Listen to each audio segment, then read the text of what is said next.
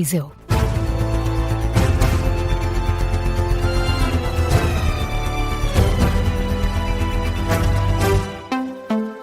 Notícias às 7 na Rádio Observador, uma edição da jornalista Carla Jorge de Carvalho. Já vamos às conclusões do primeiro encontro entre Donald Trump e Xi Jinping, na China. Primeiro, o caso do adepto que há um ano foi baleado no olho nos festejos do bicampeonato do Sporting. A advogada acusa a PSP de abuso de força e admite avançar com uma ação judicial contra o Estado. Dentro da polícia ainda não foram apuradas responsabilidades. Falamos de um caso que aconteceu dia 17 de maio de 2025, nos festejos do bicampeonato de futebol do Sporting, na zona do Saldanha, em Lisboa. O adepto Bernardo Topa foi atingido com uma bala de borracha, o que o levou à cegueira total do olho esquerdo. Só em cirurgias, este jovem de 28 anos afirma que já gastou mais de 16 mil euros. Um ano depois, o processo nos tribunais está em segredo de justiça. O inquérito interno da PSP está ainda em fase de instrução. A Rádio Observador falou com a advogada de defesa, que deixa críticas ao Ministério Público e faz acusações à polícia. Miguel Gato. A advogada de Bernardo Topa, Sara Macias, diz ter provas de que houve, de facto, abuso de força policial. Os vídeos identificam claramente, são os 7 primeiros membros desta brigada, que, sem avisar que vão fazer manobras de dispersão, começam a disparar com os braços em ângulo reto. Não há aqui balas perdidas. Ao lado do Bernardo estava uma criança de 3 anos nos ombros de um pai. Podíamos estar a falar de um homicídio. Perante as provas claras e óbvias que diz ter, a defesa de Bernardo Topa não compreende porque é que o processo interno da PSP para apurar responsabilidades dos agentes ainda está a decorrer. A PSP sabe quem é que indicou, sabe a quem é que atribuiu aquelas armas, sabe perfeitamente quem é o agente.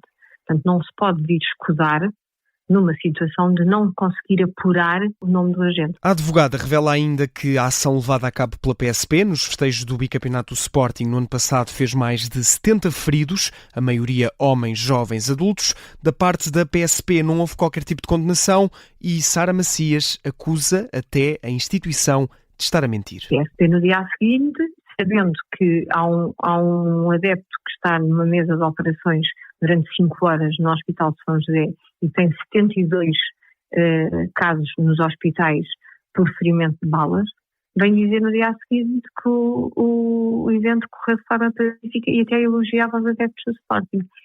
Não é só cínico, não é só hipócrita. É falso. As críticas da advogada à PSP, sendo que também há um recado para o Ministério Público. Não vamos deixar que o processo tenha igual curso ao que teve o processo quando o Sporting foi campeão no Covid, na temporada 2021. Nós não vamos deixar que este processo seja arquivado. A defesa do adepto do Sporting admite ainda avançar com uma ação judicial contra o Estado português, caso o processo, que está agora em segredo de justiça, não avance nos próximos tempos. Miguel Gato, que entrevistou a Sara Macias, advogada do adepto que foi baleado no olho nos festejos do bicampeonato do Sporting no ano passado, com críticas à atuação da polícia. Questionada pela Rádio Observador, a Direção Nacional da PSP não comenta as acusações da advogada, diz apenas que qualquer reação seria precipitada, uma vez que o inquérito se encontra em fase de instrução na Inspeção-Geral da Administração Interna. Já o presidente do Sindicato Nacional de Oficiais de Polícia estranha que, um ano depois, a IGAI ainda não se tenha pronunciado sobre o assunto. Mas diz também que tal pode dever-se ao facto de as provas contra os agentes da PSP não serem suficientemente fortes. É o que diz Bruno Pereira. Também estranho que, tendo passado um ano, a IGAI não tivesse já tomado uma posição, desde logo até, por exemplo, assumido uma posição de suspensão do próprio polícia, dos polícias que foram envolvidos. Portanto, com alguma cautela, eu tenho dúvidas que seja assim tão linear, ou que essas provas sejam assim tão absolutas e plenas para demonstrar uma culpabilidade clara por parte do polícia.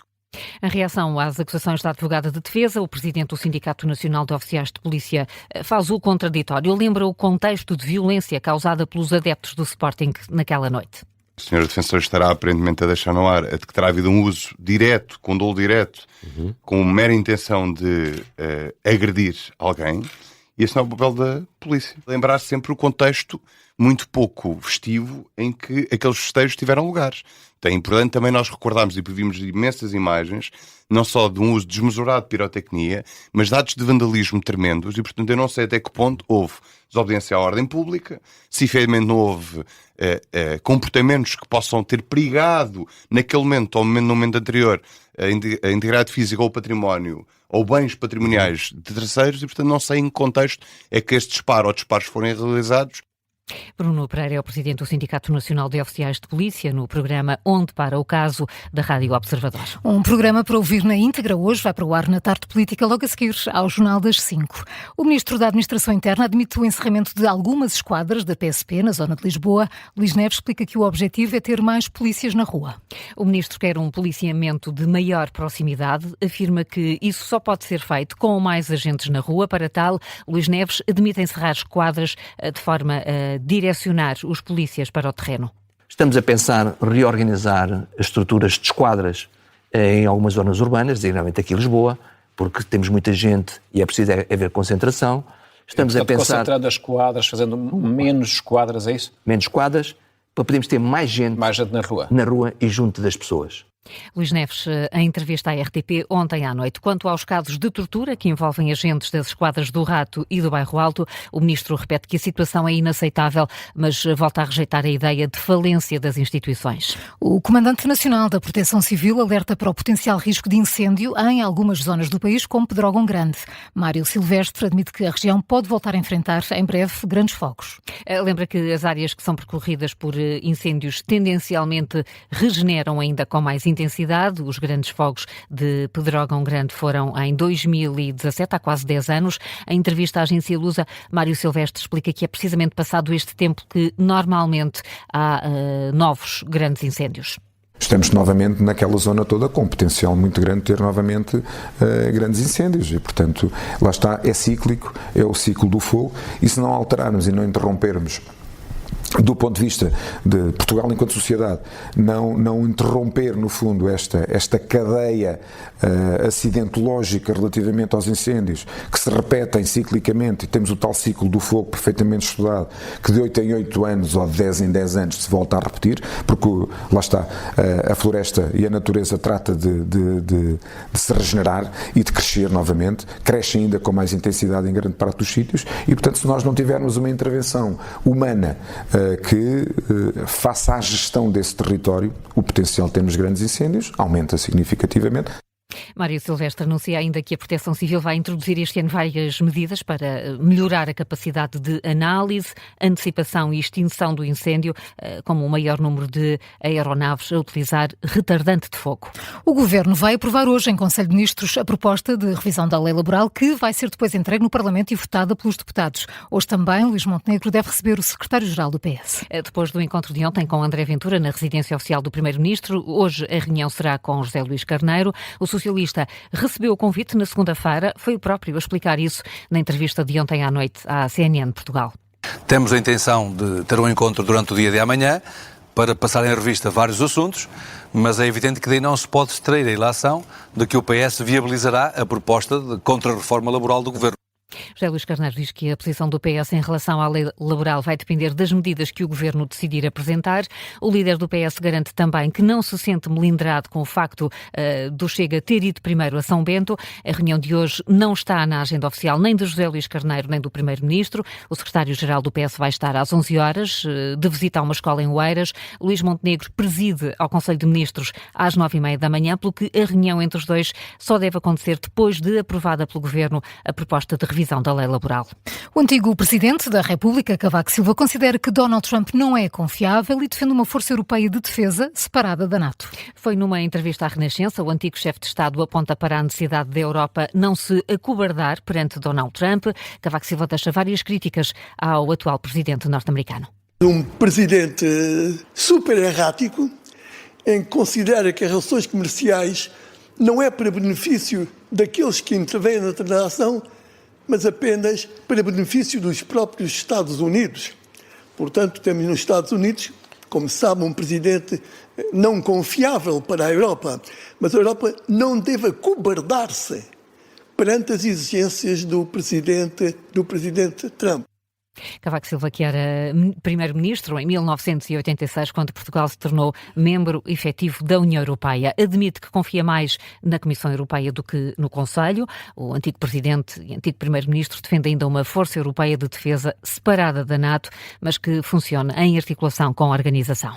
Donald Trump e Xi Jinping estiveram reunidos cerca de 2 horas em Pequim. O presidente dos Estados Unidos afirma que as relações com a China vão ser melhores do que nunca e deixa muitos elogios ao líder do gigante asiático. Trump e Xi Jinping estiveram reunidos numa cimeira à porta fechada, cerca de 2 horas, no grande salão do povo. À entrada para o encontro, Trump mostrou-se otimista e confiante nas boas relações com a China e deixou também vários elogios ao presidente chinês.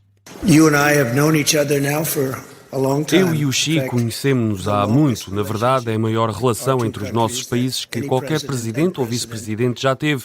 E isso é uma honra para mim. Temos uma relação fantástica. Nós juntámos-nos quando tínhamos dificuldades, trabalhávamos juntos. Eu chamava pelo Xi e o Xi chamava por mim. Sempre que tínhamos um problema, trabalhávamos juntos rapidamente e teremos um futuro fantástico juntos.